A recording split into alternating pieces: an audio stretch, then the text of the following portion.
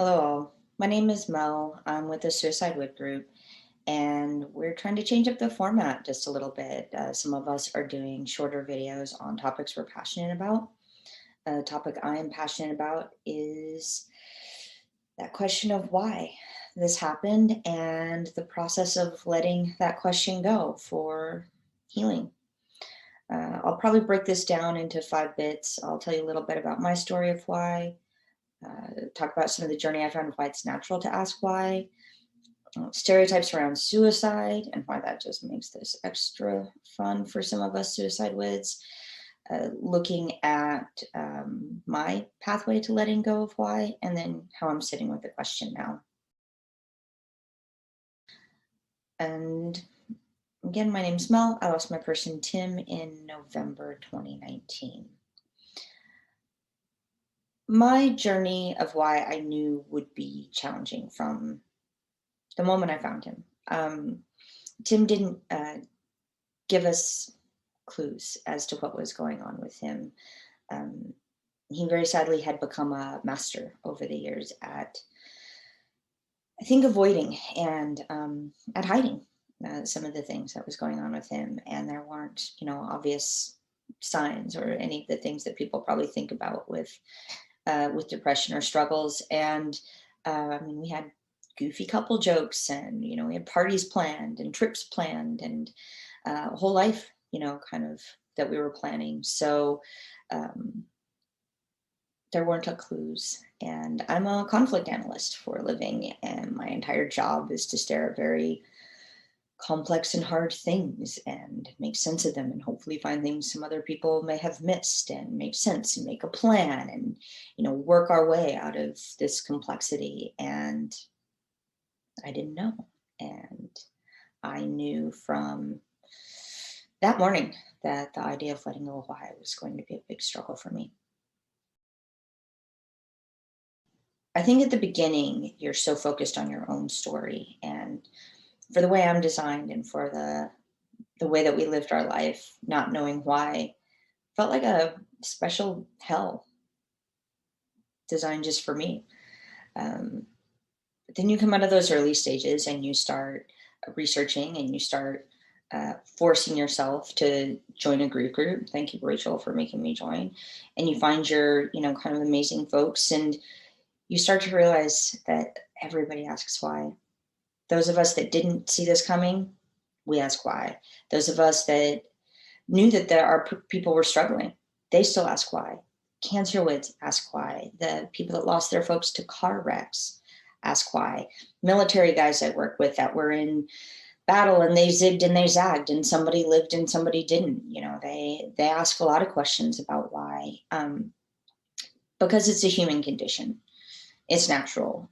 If you think about it from an evolutionary standpoint, we're designed, we're designed to need to know why, right? We are at the top of the food chain because we take evidence from the past, make sense of it, and make a more predictable future, right? That's literally a survival instinct. We are meaning making machines. We have to be. We look up into the sky and see a cloud and see a teddy bear and a bunny rabbit, right? And when we have these miserable stories where we don't have clear answers to why, we'll just make it up, right? And a lot of ways that we make it up is to beat ourselves up, right? Like, we make ourselves the full protagonist of our person's story. Like, we would be the savior. If only we knew the right information, we could just go back and save them and magically, make it all work. We would actually physically beat ourselves up rather than sit in the discomfort of not having an answer. And I think that's something really to think about, because I I don't think that we're going to be able to advance the conversation around mental health in this country until we're able to sit with a little bit more discomfort of not having clear answers to why. Because for those of us that were close to folks that kind of hid this well, or had it openly, we all know there's not a real clear reason as to why, and we have to kind of sit in that discomfort and understand this is just real complex. Another piece of this, I would say, is stereotypes. Oh, Hollywood. There's always a big plot, and you build up, and then dun dun dun, there's a suicide and there's a note and there's a clear reason why, and then that kind of moves the plot line on, doesn't it? Um, Not how it works in real life. And a lot of people bring those stereotypes when they come to you to ask why and want to try to make sense of things. Do your best to leave that at the door, because it's painful to get those questions. And it's painful to have to deal with other people's stereotypes of what they've seen in Hollywood and how they think that they know or they saw something, or no, you didn't. That's not the way this works. And I think another thing for me personally is that, my person was a retired military veteran, and in a twisted way, I get less questions because people have so many stereotypes around veterans and around PTSD and things that a lot of folks don't understand. And I'm both glad that I don't have to answer questions, trust me, but I'm also furious about people not really understanding the way that this works, and not taking the time to understand it and make assumptions instead. And just doesn't honor his life, and it doesn't honor the service of many folks, military and outside of military, that go to conflict zones or experience other, things in life. And um, it's hard. Move past the stereotypes, please. I would say my journey with letting go of why, eh, I went through everything, as you do. A forensic accounting of his life was not going to give me satisfying answers. And so I started looking to research, and I found this old piece of research from the 70s of, people that were making sense of folks coming home from Vietnam and having a hard time. And they were looking at just the nature of human condition throughout history. And so they went back to like the Iliad and the Odyssey, to say this like age old story of a warrior not being able to come home. And there's a passage in there about the sirens. And I think even if you didn't have to suffer through the Odyssey and the Iliad in seventh grade, most people know the sirens, right? There's these beautiful women luring men to their death, standard trope, with their beautiful song. And most people forget what the song's about. But in this research, they pointed out that the song was actually about the all encompassing truth, all of it. That's what drives the guys mad. That's what would keep them on the island with the sirens.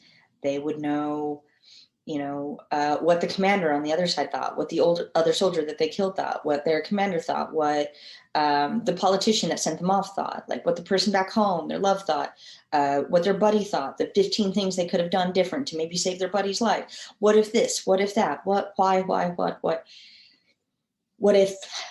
And it was never satisfying. It was never enough. There was never some ultimate question that made it all okay. And that's what would get them stuck there. And when I read that, I wept. And then I was set free because I knew there wasn't an answer. And I knew that from that morning, finding him, it was so nonsensical.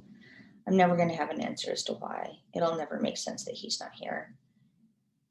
And if I don't let that go, I won't get off that island. And so that passage set me free. I'm obsessed with sirens now. I have all kinds of siren jewelry. Kind of hits my chest, keeps me grounded, and I'm so thankful for finding that. And then I would say the last piece of where I'm sitting at with why now. As soon as I was kind of set free from why, I got a little evangelical. I wanted to like drink the Kool-Aid, preach the gospel from the mount. Everybody come to this beautiful letting go of why. And I still think that, but I've come to see that obviously everybody's process is different because everybody has to make their own meaning. They have to come to their own peace about this. And, all I can do is be grateful for my journey and create boundaries. If there's people that show up out of the blue after a year we haven't talked and they ask why, I'm kind of like, sorry, I can't help you out. Like, I don't have answers. Like, I'm on my path. But for, really trusted family members and things, we talk about some of the hard stuff, and not everybody's at peace with why yet. And that's okay. They're on their journey. I'm on mine, and we can still, talk. And when I need to, I create boundaries and just have honest conversations and try to be kind that everybody's gonna, kind of be on their own timeline and their own path and their own discovery with the whole process. And so in summary, I guess I would just say, as always, every single day, please try to be kind to yourself. Um, you you did the very best with all the information you had at the time. And if love and understanding could bring our people back, we'd get them all back. So you did your best. Please try to be nice to yourself. That's my soapbox rant about why.